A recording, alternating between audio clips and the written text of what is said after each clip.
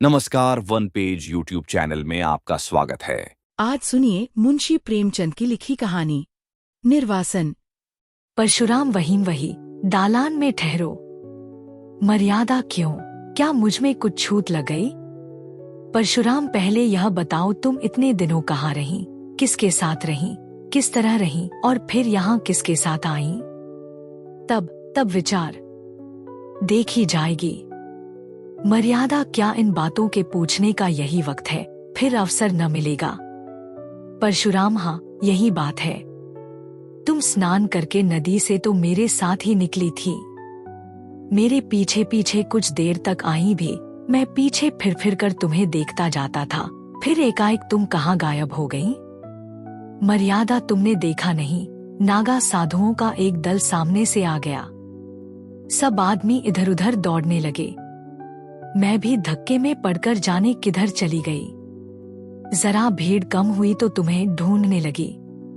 बांसु का नाम ले लेकर पुकारने लगी, पर तुम न दिखाई दिए। परशुराम, अच्छा तब? मर्यादा, तब मैं एक किनारे बैठकर रोने लगी। कुछ सूझ ही न पड़ता कि कहाँ जाऊं, किससे कहूं। आदमियों से डर लगता था। संध्या तक वहीं बैठी रोती रही। परशुराम, इतना तूल क्यों देती हो?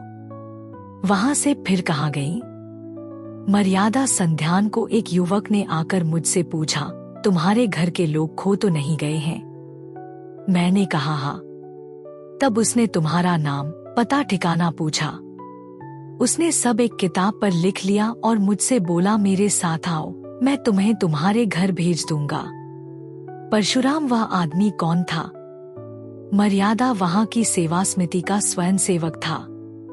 परशुराम, तो तुम उसके साथ होली? मर्यादा, और क्या करती? वह मुझे समिति के कार्यालय में ले गया। वहां एक शामियाने में एक लंबी दाढ़ी वाला मनुष्य बैठा हुआ कुछ लिख रहा था। वही उन सेवकों का अध्यक्ष था। और भी कितने ही सेवक वहां खड़े थे। उसने मेरा पता ठिकाना रजिस्टर में लिखकर मुझे एक अलग शामियाने में भेज दिया, जहां और भी कितनी खोई हुई स्त्रियां बैठी हुई थी। परशुराम, तुमने उसी वक्त अध्यक्षा से क्यों न कहा कि मुझे पहुंचा दीजिए?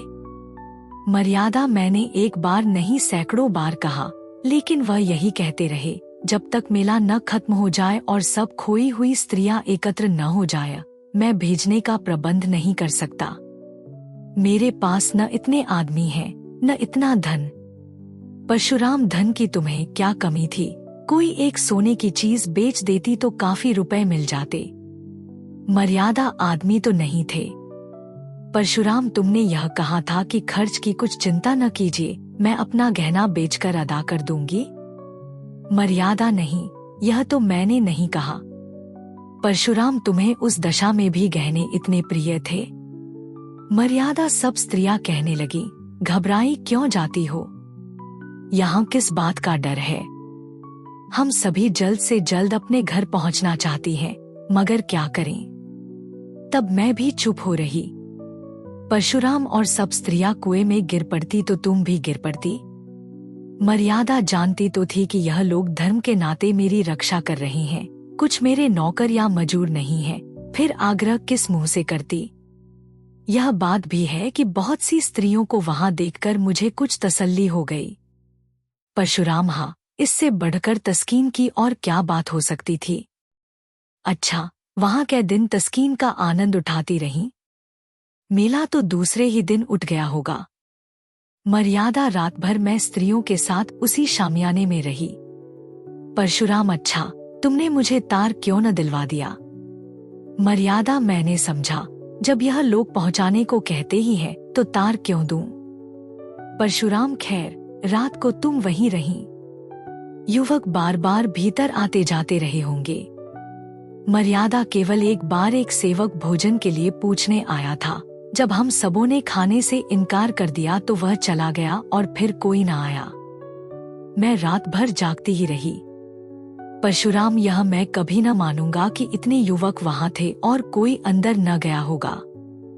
समिति के युवक आकाश के देवता नहीं होते। खैर, वह दाढ़ी वाला अध्यक्ष तो जरूर ही देखभाल करने गया होगा।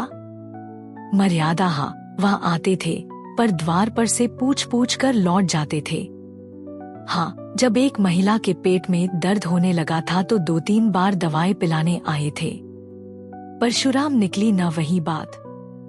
मैं इन धूर्तों की नसंस पहचानता हूँ। विशेषकर तिलकमालाधारी दरियलों को मैं गुरु घंटाल ही समझता हूँ। तो वह महाशय कई बार दवाएं देने गए? क्यों, तुम्हारे पेट में तो दर्द नहीं होने लगा था? मर्यादा, तुम एक साधु पर आक्षेप कर रहे हो।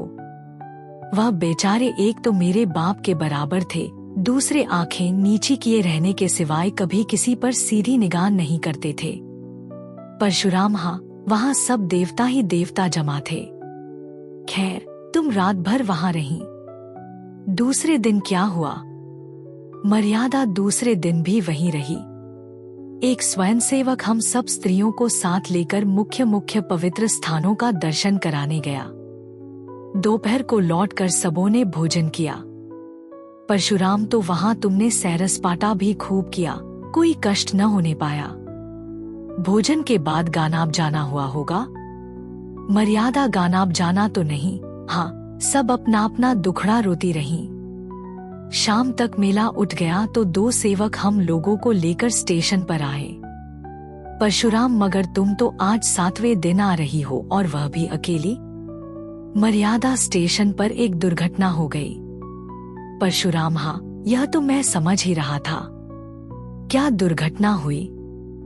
मर्यादा, जब सेवक टिकट लेने जा रहा था तो एक आदमी ने आकर उससे कहा, यहाँ गोपीनाथ की धर्मशाला में एक बाबूजी ठहरे हुए हैं, उनकी स्त्री खो गई है, उनका भलासा नाम है, गोरे गोरे लंबे से खूबसूरत आदमी है, लखनऊ मकान है, झबाई टीले में। तुम्हारा हुलिया उसने ऐसा ठीक बयान किया कि मुझे उस पर विश्वास आ गया। मैं सामने आकर बोली, तुम बाबूजी को जानते हो? वह हंसकर बोला, जानता नहीं हूँ तो तुम्हें तलाश क्यों करता फिरता हूँ? तुम्हारा बच्चा रो रो कर हलाकान हो रहा है। सब औरतें कहने लगी, चली जाओ, तुम्हारे स्वामी जी घबरा रहे होंगे। स्वयंसेवक ने उससे 2-4 बातें पूछकर मुझे उसके साथ कर दिया। मुझे क्या मालूम था कि मैं किसी नरपिशाच के हाथों में पड़ी जाती हूँ।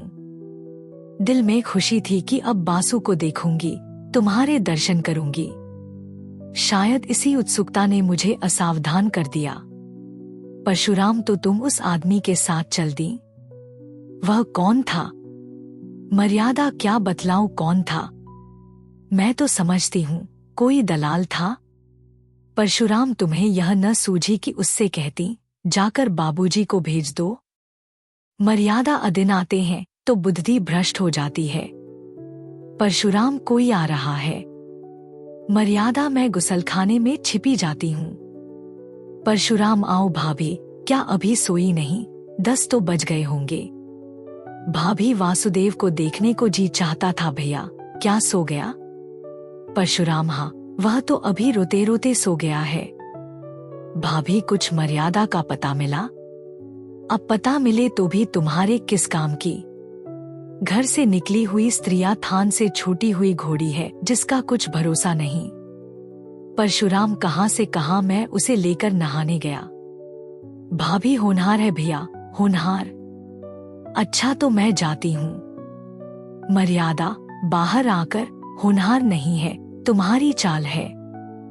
वासुदेव को प्यार करने के बहाने तुम इस घर पर अधिकार जमाना चाहती हो। परशुराम, बको मत। वह दलाल तुम्हें कहाँ ले गया? मर्यादा, स्वामी, यह न पूछे, मुझे कहते लज्जा आती है।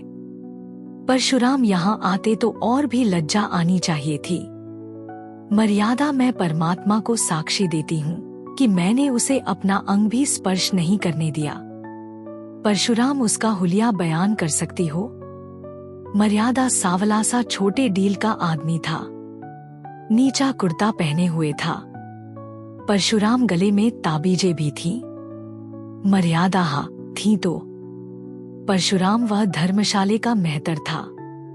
मैंने उससे तुम्हारे गुम हो जाने की चर्चा की थी। उस दुष्ट ने उसका वह स्वांग रचा। मर्यादा, मुझे तो वह कोई ब्राह्मण मालूम होता था।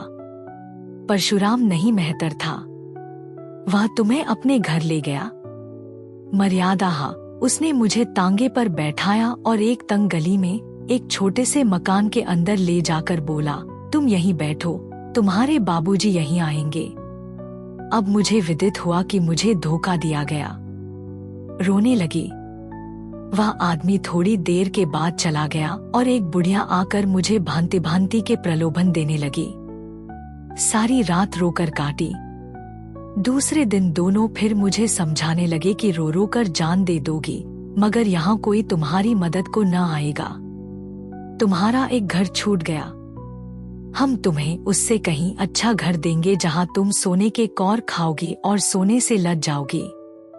जब मैंने देखा कि यहाँ से किसी तरह नहीं निकल सकती तो मैंने कौशल करने का निश्चय किया। परशुराम खैर सुन चुका। मैं तुम्हारा ही कहना मान लेता हूँ कि तुमने अपने सतीत्व की रक्षा की, पर मेरा हृदय तुमसे घृणा करता है। तुम मेरे लिए फिर वह नहीं हो सकती जो पहले थी।